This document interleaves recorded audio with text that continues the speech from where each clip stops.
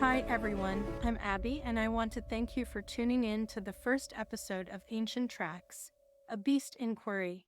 In this episode, Chuck, Forrest, and I want to introduce ourselves and share a little about us. If you like the show, we hope you join our journey and give us thumbs up, a follow, and a share. Let's get started with Chuck and let him share with you how his Bigfoot journey started. Always been interested in Bigfoot from the time I was real little, and like to talk about my very first encounter with Bigfoot.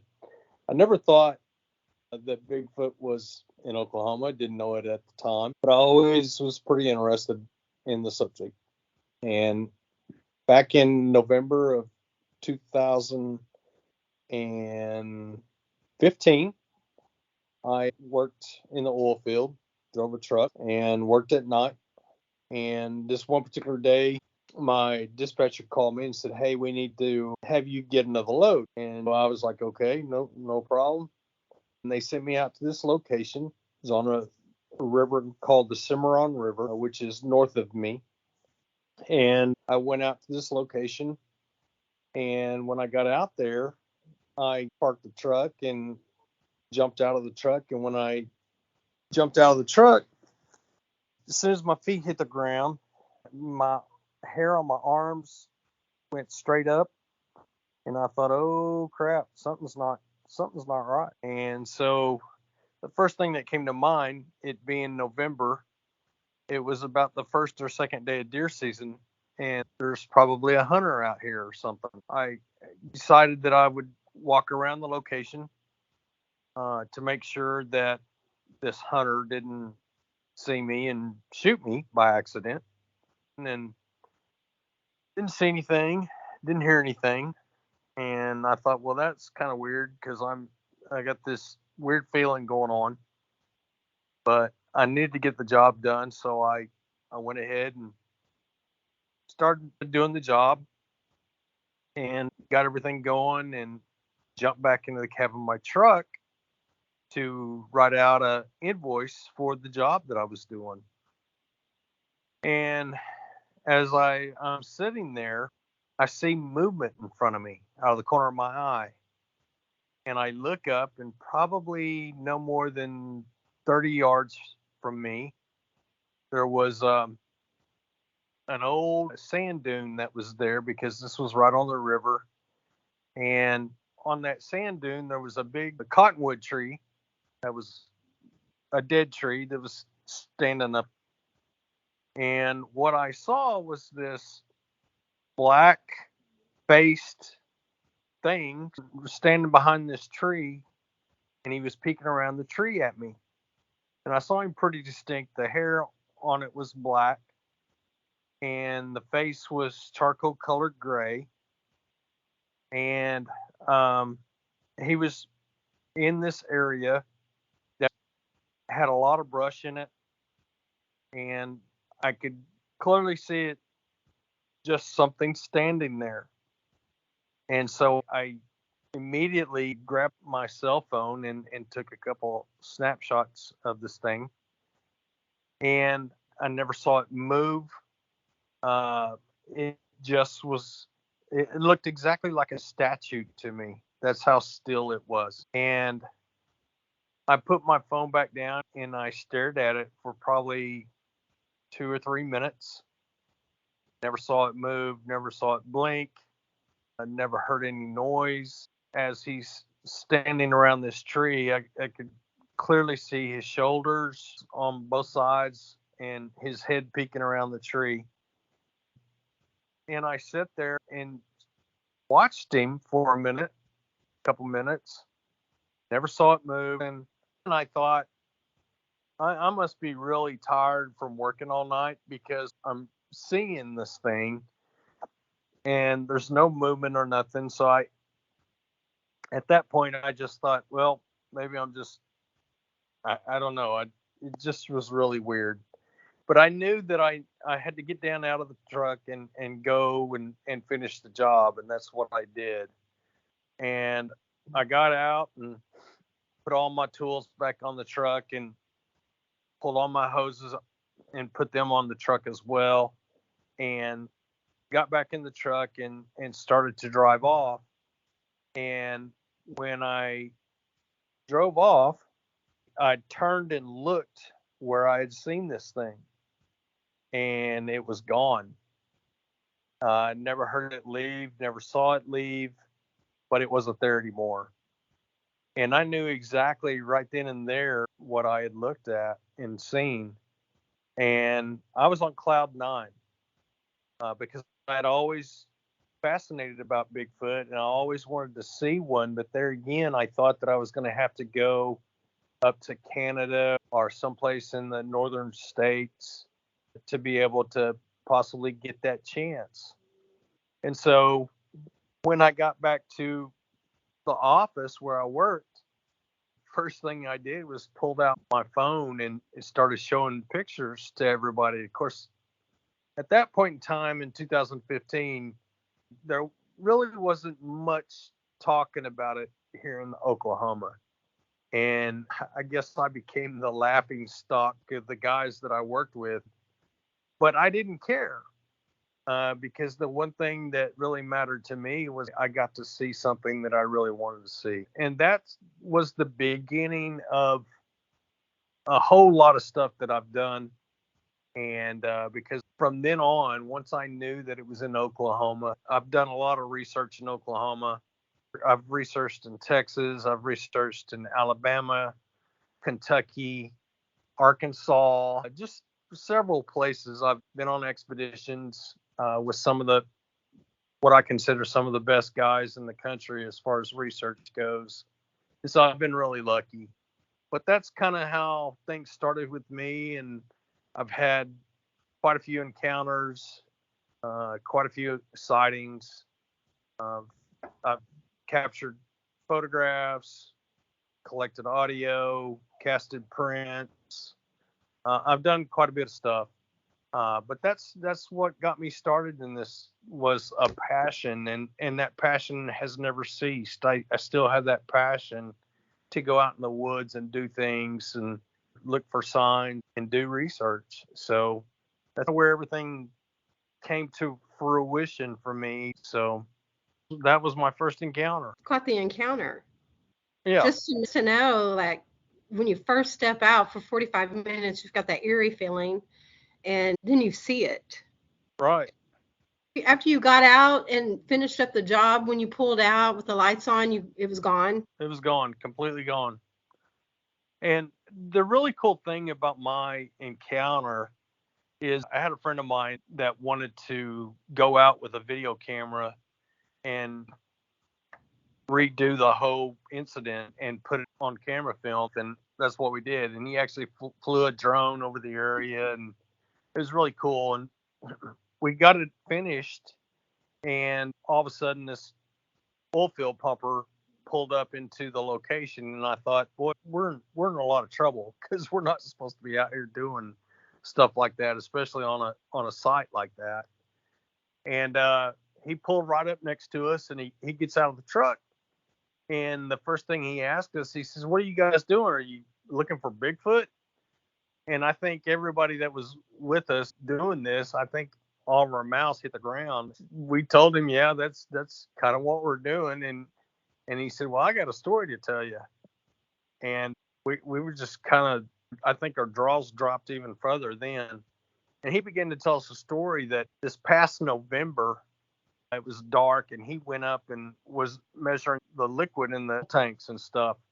And while he was up there, he began to hear these branches breaking off in the distance. He just kept doing his job.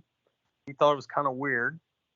And as he was up there doing his job and everything, all of a sudden he started getting pebbles thrown at him while he was up there, little bitty rocks. And he made the decision then that something or somebody did not want him to be doing what he was doing, and he got down and got in his truck and he left. But the cool thing about that was the same area that I'd had uh, my encounter there was in 2015, and here it is 2023 at the time, and he had an encounter at the same exact location and proximity of the same exactly spot where it was standing when I saw it. And he never did see anything because it was dark and all he had on was a headlamp.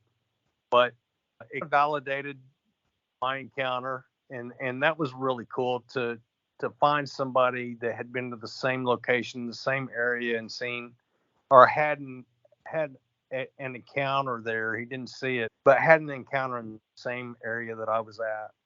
So that was pretty cool. Don't you wish everybody had drones? Oh yeah, Right, that feels the little eerie feeling can send up a drone and see what's out there.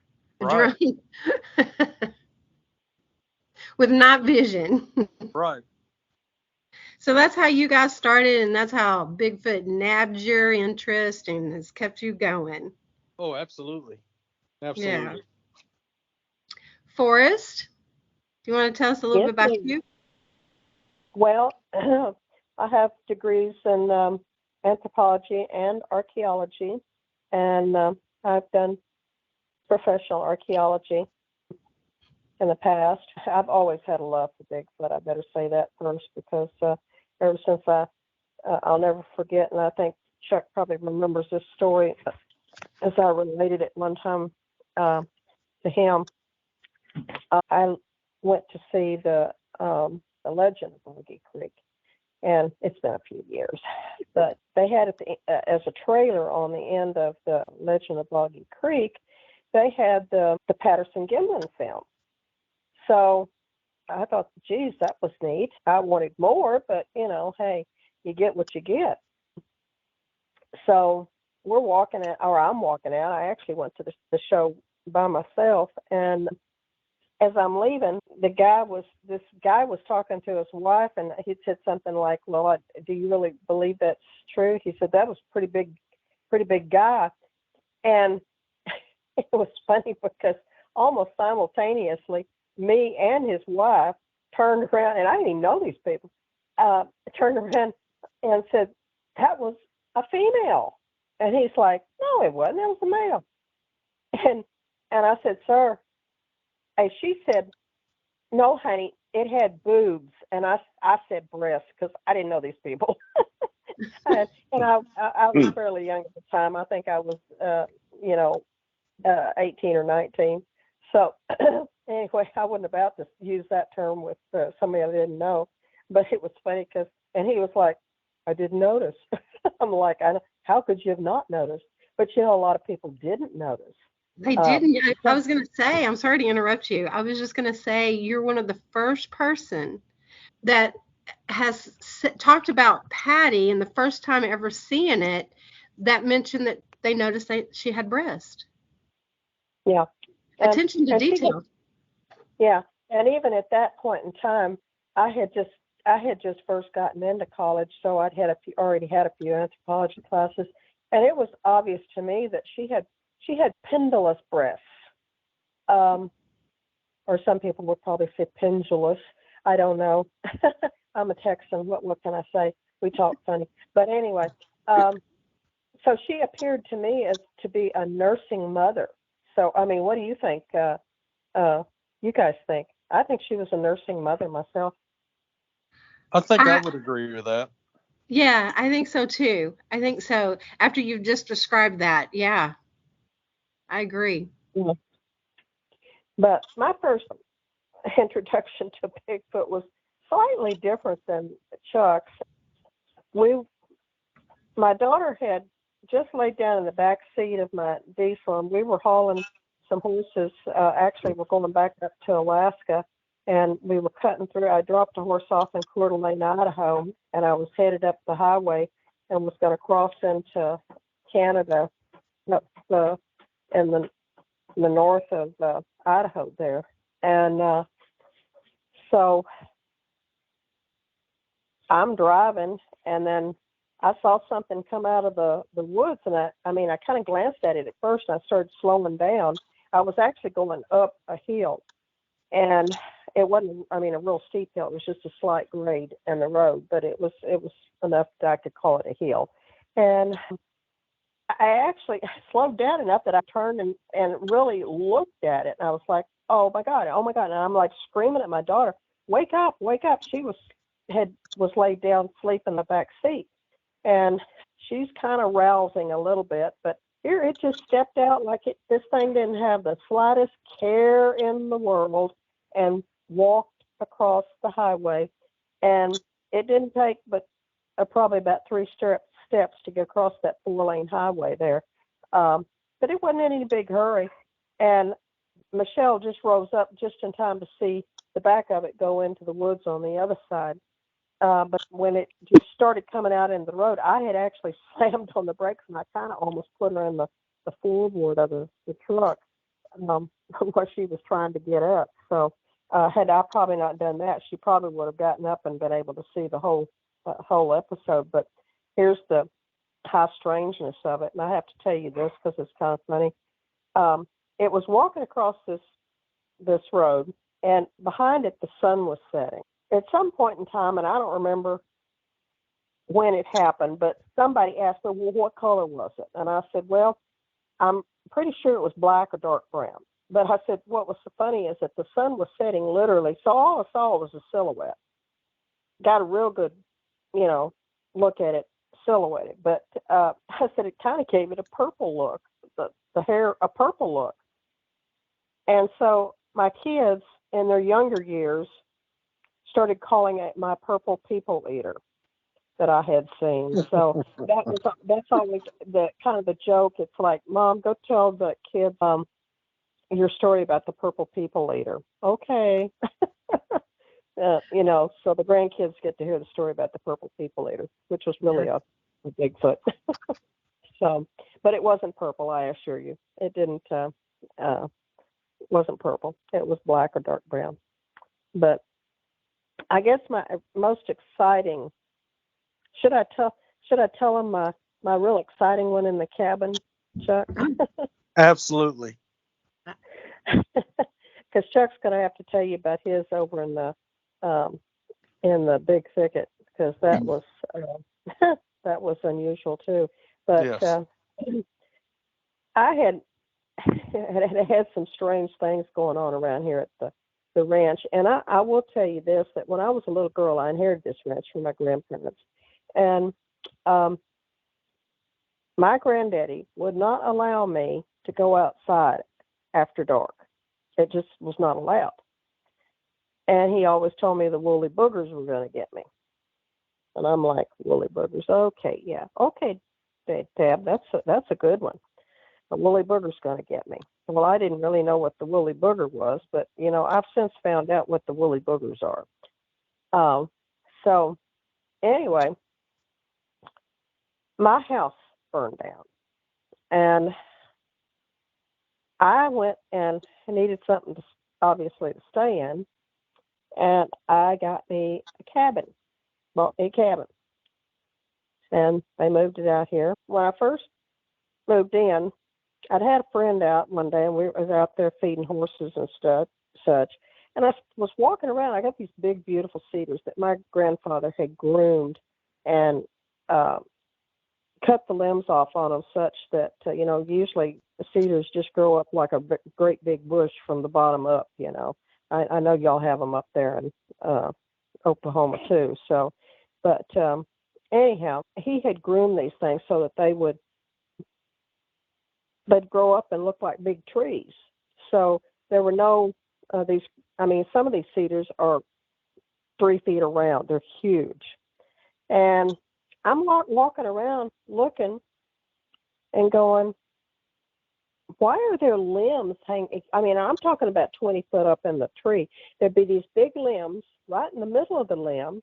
And these limbs are like, some of them 4 and 6 inches across. They're not broken. They were twisted and just hanging there. They weren't actually broken off or laying on the ground. They were just twisted. And almost every one of those around the barn were like that. Had at least 1 or 2 of these limbs hanging like that. And of course, my friend, he's trying to tell me that, oh, the horses did that. And I'm like looking at him like, you've lost your love of mine. My horses couldn't even reach that high if they were standing on their hind legs. And I said, what purpose would they be attempting to achieve by doing that? So Then I walk over to my feed trailer, and my feed trailer has actually been pushed like 3.5 feet just sideways at the back. And I thought, well, that's really strange. Well, as it turned out later, about 2 or 3 days later, one of the doors, it was a two doors that came and met in the middle, and then there was a slider lock that went across and secured the door. And I go out there, and one of the doors was literally just ripped off. So we've since chained it, and actually after that, there was feed bags missing too. And the strange thing about it was that later I found the feed bags out in the pasture. Of course, they were empty, but they'd been taken out of the. And I thought, well, I thought at first somebody had stolen the feed, but I thought, well, that was kind of strange that a human wouldn't have gone to and literally just ripped off a door. They'd have, slid the pins out and just took the door and could have gotten in that way. It wouldn't have been necessary to literally rip the door off of there. But anyway, we fixed it, chained it all up, and then moved all the feed into the barn. And then now the barn's all chained up too, because a little later we found out somebody was getting in, well, we know what somebody it was, but anyway, was getting in the barn and getting feed out of there too. But anyway, leading up to this story, I just wasn't really putting two and two together. Then I had a friend of mine whose son was helping me clean the stalls and such for me.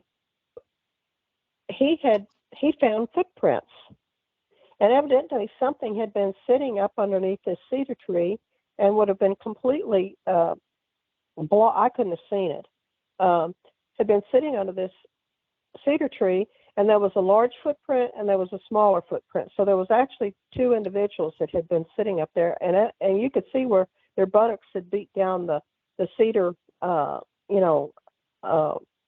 They're not leaves. They drop these. It's kind of similar to pine needles, but it's not quite the same. But there was quite a bit of them underneath the tree, and you could see where something had beat those down and had been sitting there or laying there. And then we saw those two footprints, and I'm like, oh my, okay. That was when I first kind of started getting a little bit suspicious of what might be going on. And of course, by this point in time, I had learned what a woolly booger was. But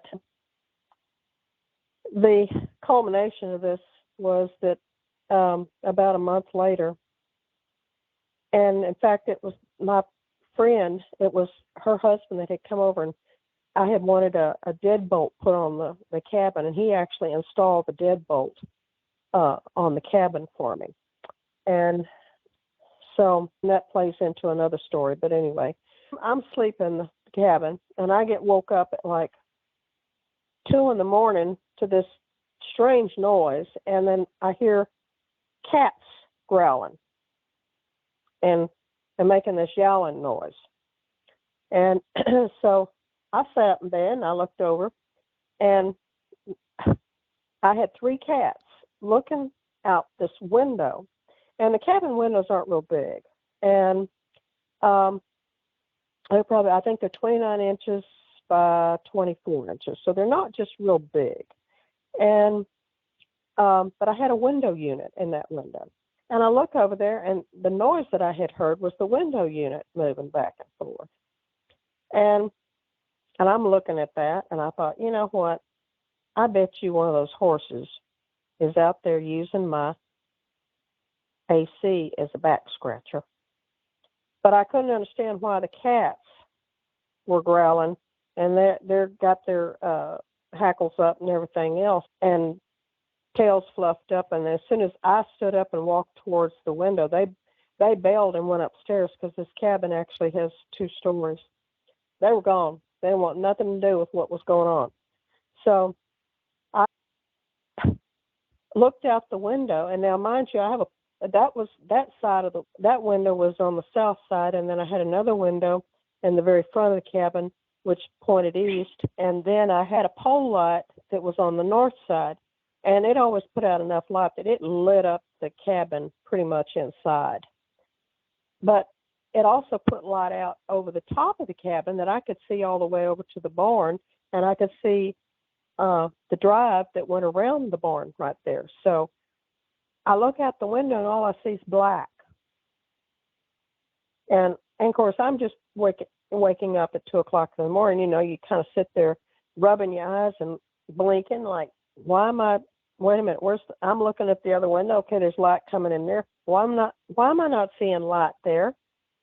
And the air conditioner's still giving it this. And I'm like, and I guess it had backed up just enough that I started seeing pecs. And I'm like, oh my God, that's somebody's chest. And and it was very dark skinned. And I thought either I got Shaquille O'Neal outside my window messing with my air conditioner, which I couldn't imagine why that would be, or somebody of his size, or I got a problem here, Houston. Well, I think that's when the idea that I had a problem hit me. So I reached over and I grabbed my 410, and I was sitting there beating on the wall with the stock of that weapon. And my first thought was, I'm going to go outside and shoot my gun, and that'll run them off. Whether they're human or whatever, that'll run them off. And then I got to thinking, no, maybe that is exactly what they're wanting me to do. So I just kept beating on, and I was trying to look up in this window, and the head was so far up there, it was right even with the eaves of my cabin roof. And like I said, this window's not real big. And at this point in time, it had quit messing with the air conditioner. But it didn't seem to be too disturbed about me beating on the wall either. So it actually kind of backed up a little bit more. And the more it backed up, then that was when I could see the hair and silhouetted, and then the chest, the ambient light. There was enough ambient light that I was seeing the chest, and I was like, oh my God. And the strange thing about it was, I would have thought that it would have bent down and looked in the window or something like. It did not do that. It just turned and then just walked off like nobody's business. Like, I mean, I have no idea to what purpose it was doing, but it walked right over. And I didn't really get a real good idea about the size of that thing until it walked. I had my F-350 parked there next to the house, and it's white. And it walked right next to my truck, and the shoulders and head were completely above the cab of the truck. And it just walked off into the dark. And it had to have been at least 4 feet across on the shoulders. I mean, that thing was massive. And I didn't go back to sleep that night. I just sat there and waited till the sun came up. And, you know, and I think people have asked me, didn't you go outside and look for prints and stuff? But you know what? I don't remember doing that. I walked outside and I just kept looking at how high the eaves were, and that's where the head was. And it just was like, it's almost when, you know, there was nothing but a plate of glass between me and that critter. And I always joked that I was going to go find Bigfoot. Well, you know what? I didn't find Bigfoot. Bigfoot found me. So, but I'm telling you what, as an anthropologist, I wouldn't go out in the woods chasing those damn things. I wouldn't. No, they can just come. In fact, I like my sighting in Idaho a lot better than the sighting that I had right then at the cabin.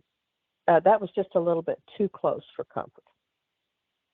So, anyway, there's a lot more stories, but I won't bore you with all of them. So you're kind of like me. We both have had multiple experiences, and it still fascinates me to this day. And one of the things that you mentioned about my other encounter that I had,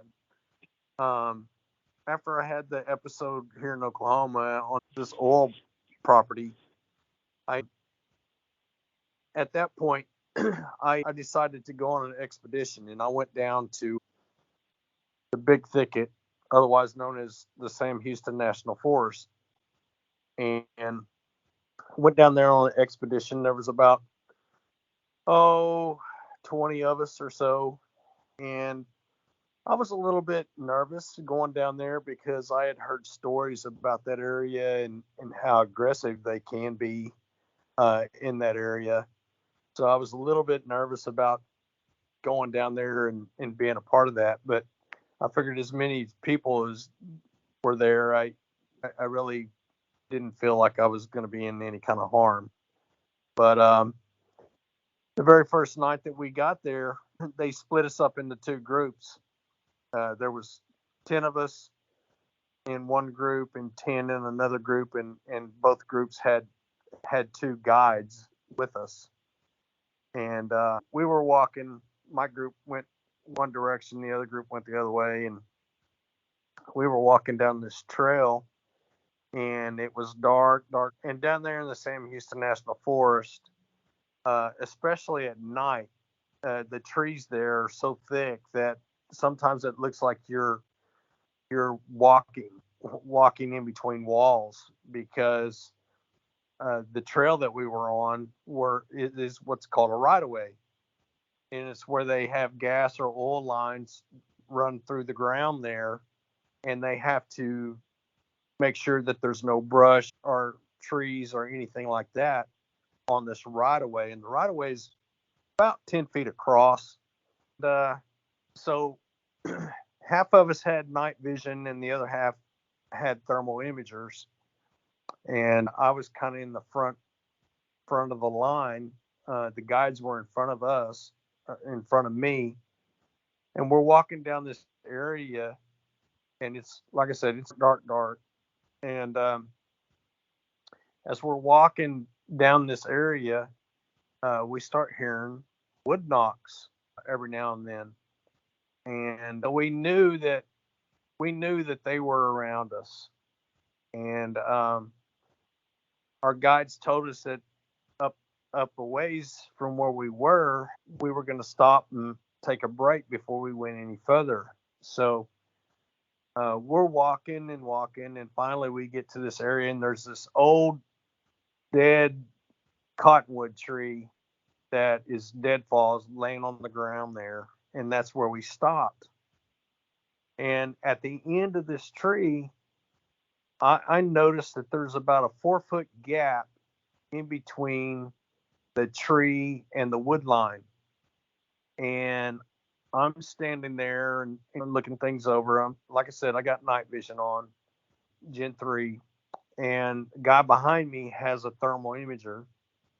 And I just happened to glance over into that gap, and what I see is this Bigfoot on all fours, and he's rocking back and forth like a gorilla. I'm standing there looking at it. The guy behind me, I said, "Hey man, get up here. I got something to bring your thermal up here." And he got up beside me and looked, and he caught it on the thermal too. In the meantime, 5 of the guys that was in my group were on the other side of the right of way, and I hear one of them say, "Hey, we got something over here." And I turned around and looked in their direction, and there was another one that was walking through the wood line that was paralleling these guys walking. And after they said what they said, our guides told us, "Guys, we're going to have to be real careful because they're trying to flank us." And I turned back and looked in my direction to the one that I had first seen, and it was still standing there on 4 legs and rocking back and forth like a gorilla. And I was just fascinated by what I was looking at. And we probably watched that thing for probably a good 2 to 3 minutes doing what it was doing. And all of a sudden, it took about 3 steps backwards and turned and just took off running. And it was the fastest thing I've ever seen in my life move, especially at night like that and in the wood line. So that was a crazy event. And I've told Forrest before that at the time, uh, I didn't feel like I was in any kind of danger, and that was kind of my mindset, especially after it turned and took off like it did. I didn't feel like I was in any kind of danger. And that same night, I ended up, kind of a long story, and I'll try to cut it short. The temperature there, I wasn't prepared for the temperature that night. And I had set up my tent, this park in this one area, and I had set up my tent and tried to go into the tent, go to bed. There was no way. So I ended up, I mean, I was cold. I wasn't prepared for the cold weather. I hadn't prepared myself properly. And I didn't have my 0 degree sleeping bag with me. So I was pretty cold. So I ended up, I got in my truck and slept in my truck that night. Well, probably about 3 o'clock in the morning, I was awakened, and I was laying there. My feet were on the passenger side of the truck, and my head was on the driver's side of the truck. And I eased up out of the seat and looked out the passenger window. And when I did, I see this great big, huge face staring at me in my passenger window. And the whole head of this thing almost took up my whole window in my passenger window. And as I'm looking at this thing, there's a little bit of moonlight that's shining through, and I can see his eyes. And one thing that I noticed was that it looked like he was snarling at me or smiling at me, and it freaked me out the way he looked, and I kept thinking to myself, well, what am I going to do now? And the best thing that I thought I could do is just lay back down in the seat and act like I was going back to sleep. So that's what I did. I laid down and I thought, well, if he wants me, he's going to get me now. And that's what I kept thinking in my mind. And I laid there for a little bit, and finally I waited a couple minutes, and I eased back up to see out the window again, and he was gone. And since I've met Forrest and been around Forrest a lot, um, she's told me that in my situation, both of those events that happened to me that night, I got really lucky. And I've learned through talking to Forrest that is what was happening to me is a primate trait. And the one that was rocking back and forth like a gorilla. And Forrest, you might want to talk about that a little bit if you want to.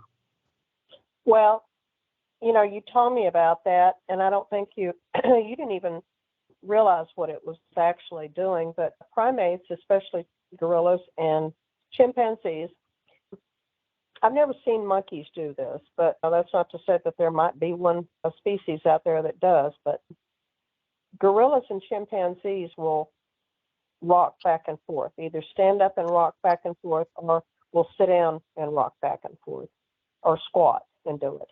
And it's literally a sign of agitation, and they're working themselves up into a very agitated state. And I think probably what saved you that night, I wouldn't have wanted to be you if you were out there by yourself, because I think you'd have probably been in trouble. But since I think what saved you, and probably everybody else too, was the fact that y'all were there in numbers. I mean, it was obviously upset about y'all being there, upset about probably the number of individuals that were there. And so the rocking back and forth was agitation. And it probably was thinking, oh, I'd really like to get a hold of these guys and rip them apart. But they do show better sense for the most part. So, yeah, I think you were safe. And do you want me to address what happened to you in the car as well? Sure, please. Yeah. When you told me that, and you said that he'd done the lip roll and the smile and showing the teeth, that's not a good sign. That's actually, I'm upset. I'm not happy with this situation. It's a sign of aggression. Now, you did the absolute perfect thing. You laid back down and pretended you were asleep. And I'm sure that just was like, well, okay, I'm leaving. That's terrifying. Chuck, didn't you tell me one time that when you were telling me this, that you thought it was a dream? I did. Because, well, when all this took place, I thought about it and I thought, did I dream that or imagine that, or did it really happen?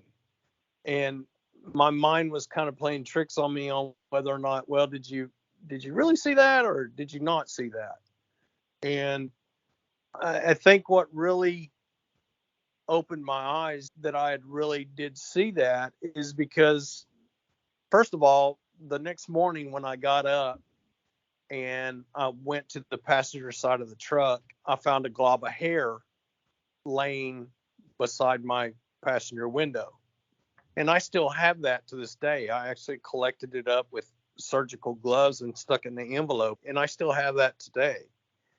And not only that, but I had a really good friend that I didn't talk about it for a long time because I still had that imagination thinking that, well, did I imagine that or did I not? I was on the phone with this friend of mine at the time and told him what had happened. He was the first person I ever told about that. And he told me, he said, Chuck, that really happened to you. And I said, how do you know that really happened? And he said, because the same very thing happened to me when I lived in Alabama. And I was 4 years old and there was one peeking in my window like that.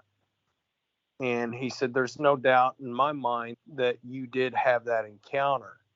And he said, a lot of times your mind tries to compensate for what you saw and make you think that you either dreamed it or something of that nature.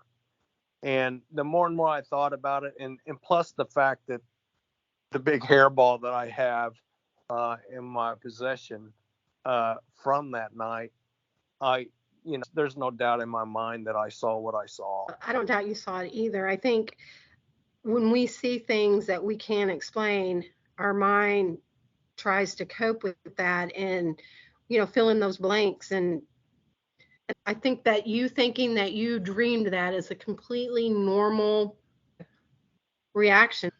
Right. Yeah. So, well, I'm the only person here who has had a sighting. I'm sad to say. Sometimes I feel like I just cannot wait to have a sighting, and other times I'm like, whoa, wait, do you really want to have a sighting? But I have not. But I have had some experiences with Chuck.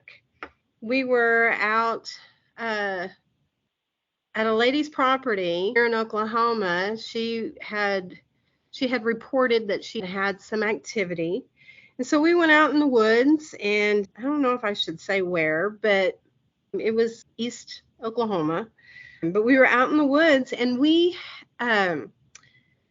found some tree breaks, and this was so weird. It was tree breaks. It was about, 8 feet in the air? Yeah. But they might have been a little bit shorter than that. A little bit shorter, 7 to 8, you think? Yeah.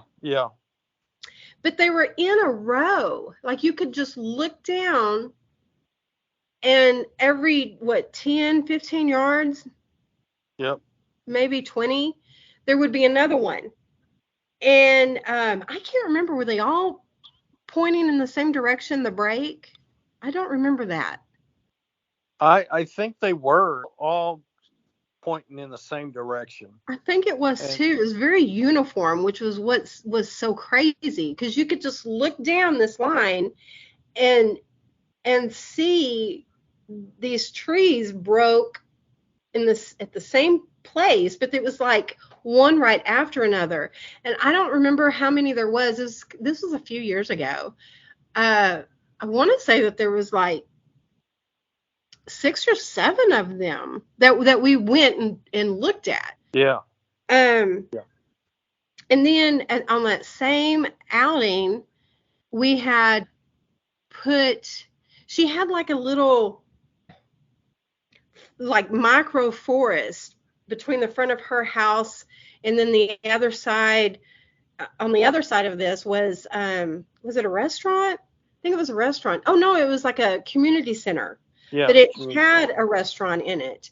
And so they would throw food in this dumpster, and we went over there on that side and put out a microphone. And when I went back and looked at the recordings, and I accidentally deleted it, but we left it out there all night. And right at about 15 minutes after we left, there was some movement in the forest, or in that little micro wooded area. And I want to say that there was like a tree, a break sound, but in the middle of the night, something was going through that dumpster. It lifted the lid up and went through the dumpster. Yeah. I didn't hear any like verbal sounds, but oh, it's a pretty big dumpster. I mean, it wasn't a dog. I don't know what it was.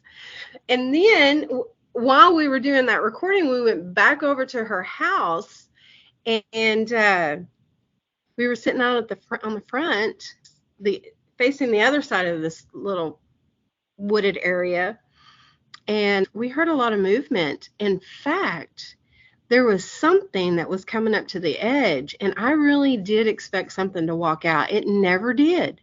Well, we actually caught eye shine there. We did. We did catch eye shine, and it wasn't a flat wooded area. There was a creek. I mean, like it went down like a little tiny valley, and you could hear something coming up from that creek, and it walked right up to the edge of the woods. It never did come out. Just crazy. I do think that I saw one when I was 8 or 9 years old. But back then, because again, Patty caught me.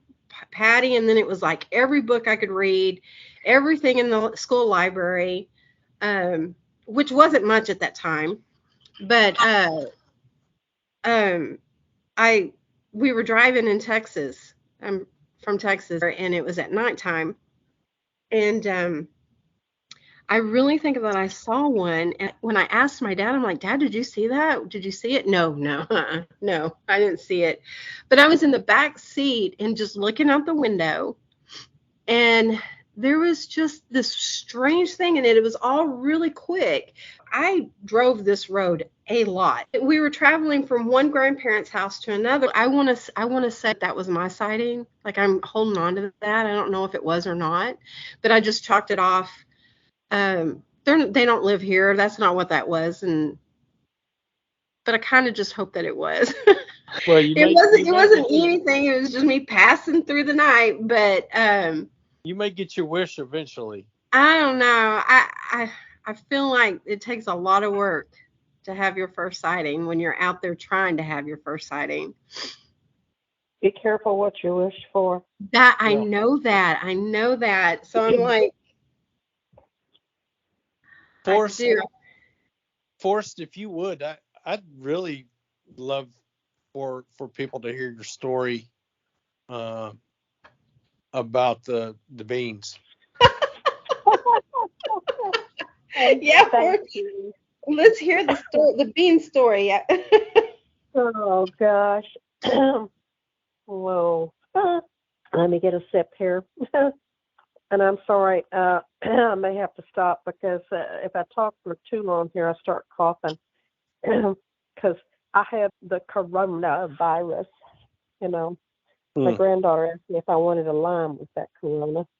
Um, That's one way of looking at it. Yeah. well, oh God. Anyway, yeah. Well, that. Anyway, yeah. I was staying in the cabin at that point in time, and I was sound asleep. And now, remember one thing that I had told you that this friend of mine, her husband, had put a deadbolt lock on my cabin. So I not only had a lock, but a deadbolt. And I was a little. I'm not a woman that scares easy, and I got my 357, and I'm not sure my 357 would have done any good, nor my 410 or any of the others that I have with the size of that first beast that I saw. But anyway, I was sound asleep, and I don't remember how I said it the first time I told that story to you, Chuck, whether or not I said I came to or I woke up. I think I probably just said I woke up, but I think I really probably just came to.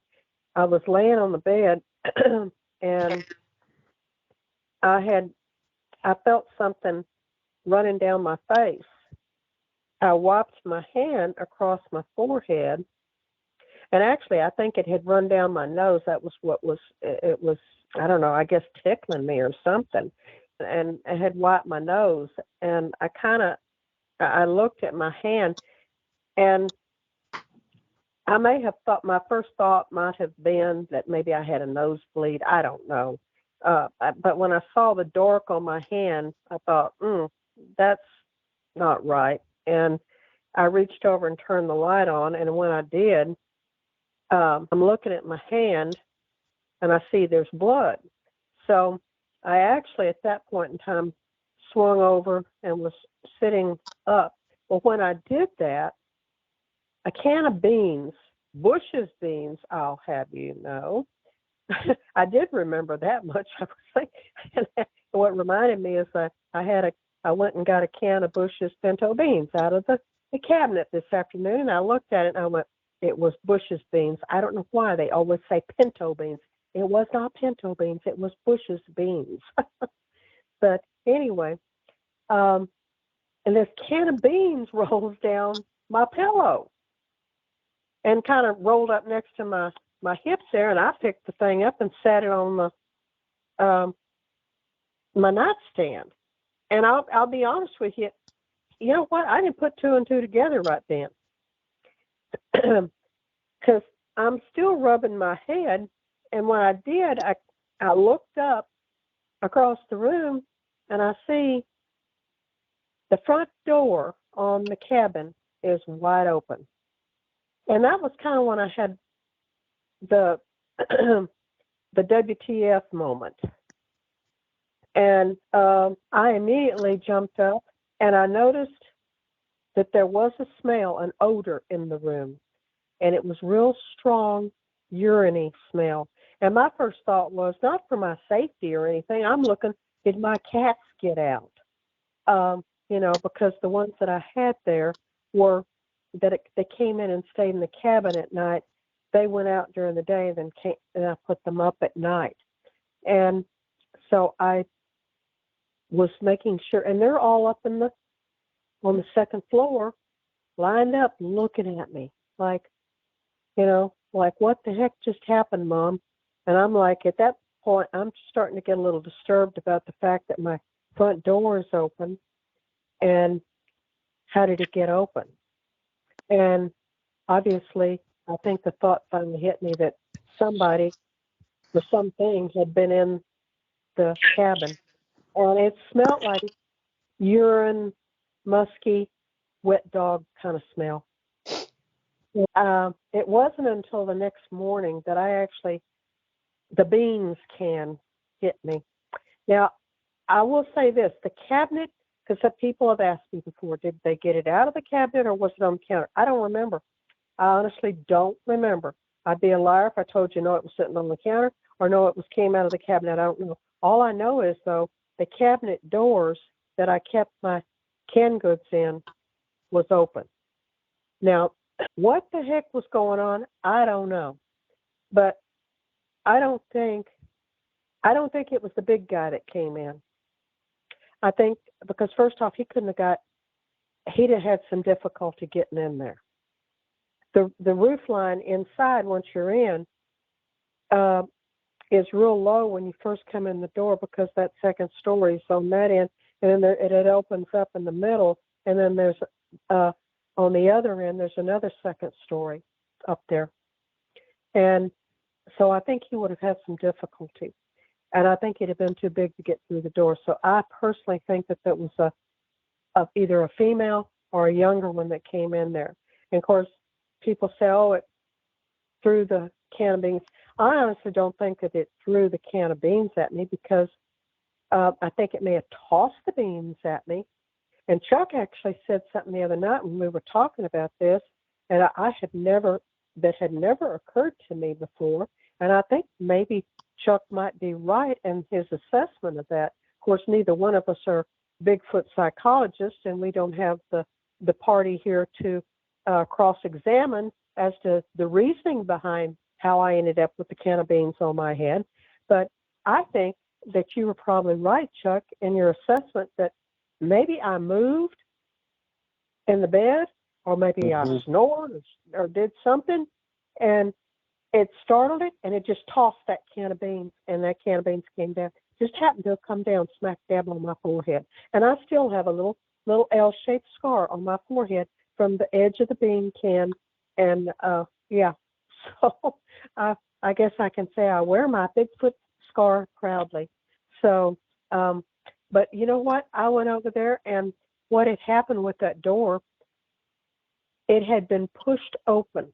It literally, the deadbolt had been, the lock, the deadbolt, and everything was still engaged. It had literally been pushed through the wood frame. And they had to come back out and repair all that.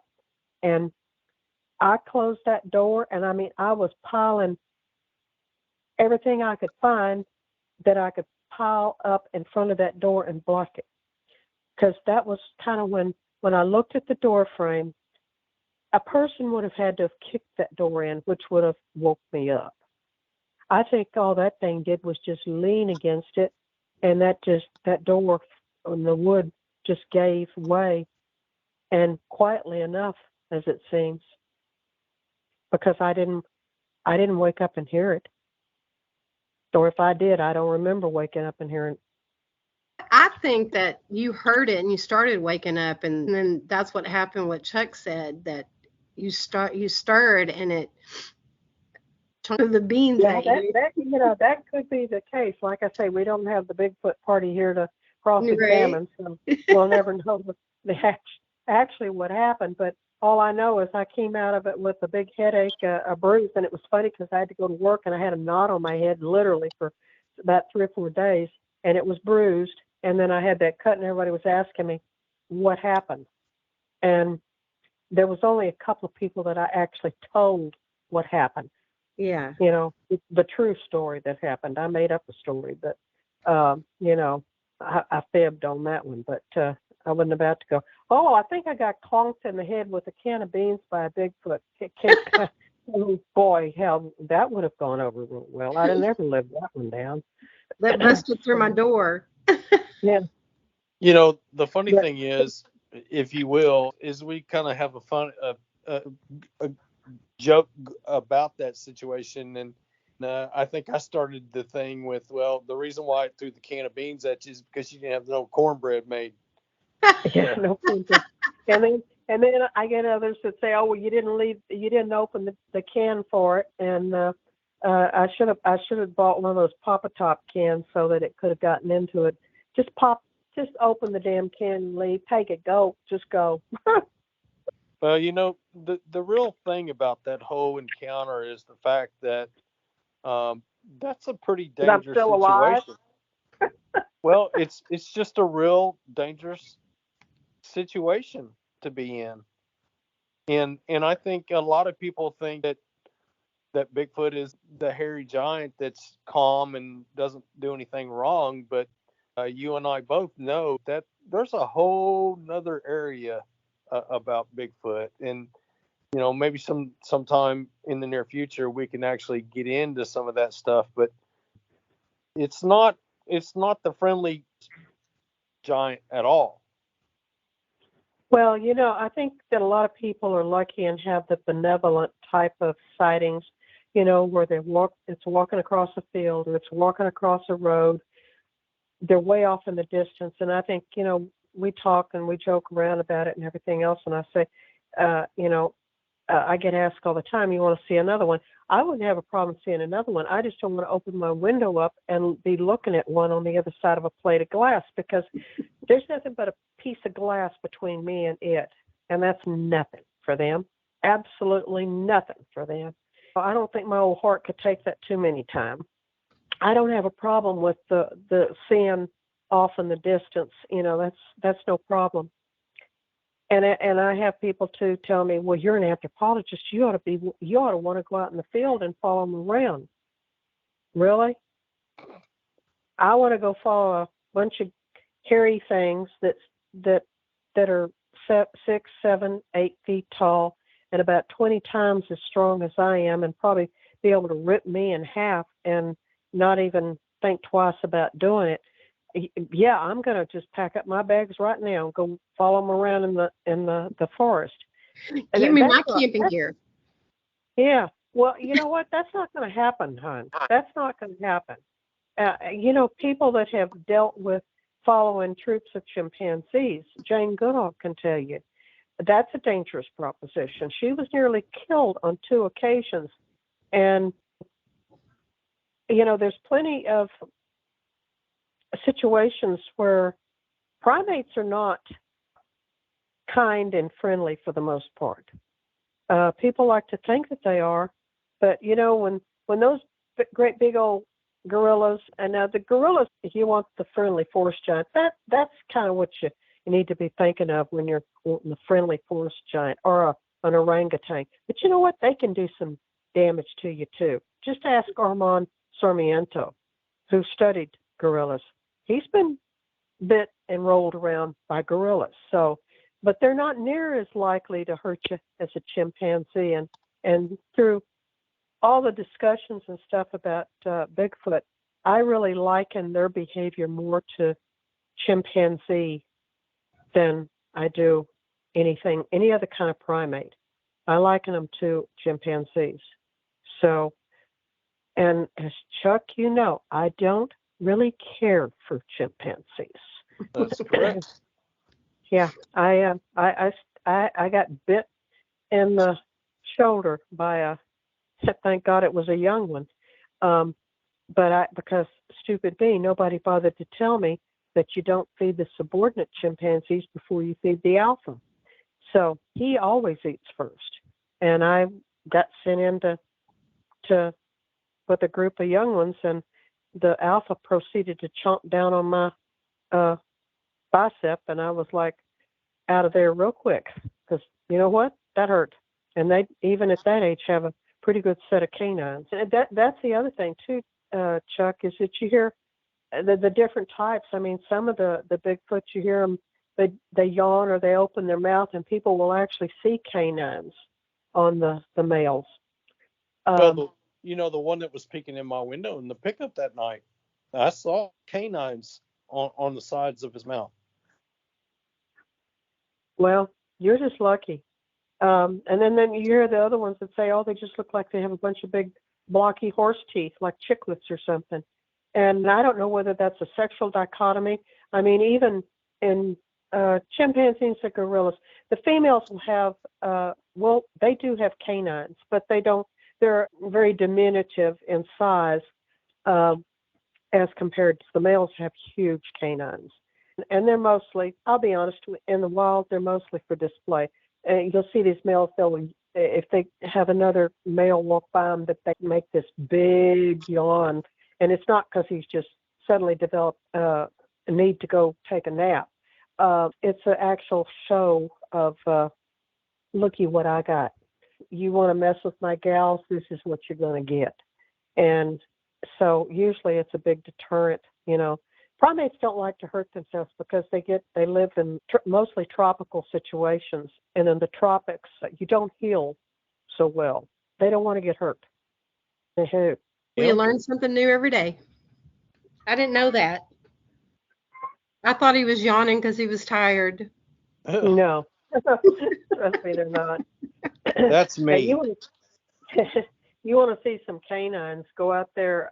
I suggest go out there and look up drills, DRILLS, or mandrills.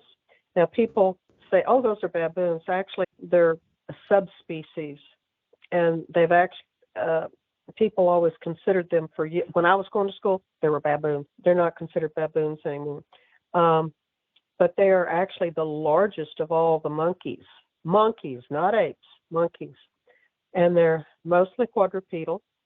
They're the ones with the big, the Lion King. You remember the one that kept holding up? I forget what his name was. Yes, I do.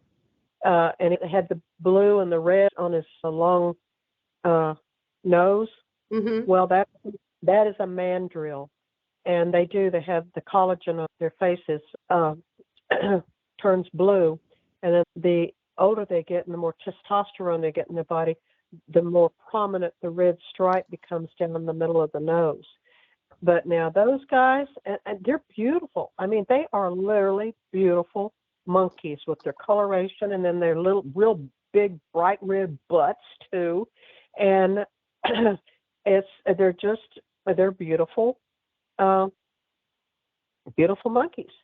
And they really don't have a lot of aggression amongst them. You think that with those big canines that they're probably fighting all the time. The males fight very little. Most of it is display. They can yawn. And, oh, my God, these things look like freaking sabers in their mouth. Yeah. And I don't think I'd want to, get one of them pissed at me. But, I mean, I suppose that if they got mad enough, they could really do some damage to you. But I'm not going to be the one to go out. Now, baboons, that's a different story. Baboons are not particularly nice either. So they're kind of the other group of monkeys they're the bad guys in the monkey family. The baboons? Yeah, baboons. Yep. They've been well known to attack and kill people in Africa too, as well as chimpanzees. Chimpanzees are big meat eaters. They kill monkeys, they kill people, and they will eat you. We've learned, I think Forrest and I have learned quite a bit in the past couple of years of stuff that we've talked about and learned. And I love that Forrest is on the show with us because her intelligence level on this subject matter is phenomenal. And it's amazing to, the change in me as far as, these things are not going to hurt nobody. I don't feel fear. Boy, my whole attitude about all that has changed big time. And I'll have to tell the story that happened to me a couple months ago. I'm telling you, I felt this fear in me that if we didn't get out of this area, we were going to be in trouble. And I'll have to tell that story some other time, but they're not the friendly force giant that a lot of people seem to think they are. And you need to watch what you do and always keep your head on a swivel when you're out there in the woods, because you never know what you're going to run into. Exactly. So I'm going to get to closing this down. I cannot wait for this journey that we're going to have. I cannot wait to pick your brains. I can't wait to learn and discuss and analyze, whatever you want to call it. I'm just curious of what we're going to find out and what we conclude. And I'm really excited to have you guys. I feel very blessed. Forrest, you ready to have your brain picked? Oh, my brain's always free to be picked. And bless your heart, Chuck, for saying such flattering things about me. I hope I can live up to your assessment of my knowledge. Oh, you do every day. I agree with that. Well, with that, I'm going to close, and we'll see all of y'all next time.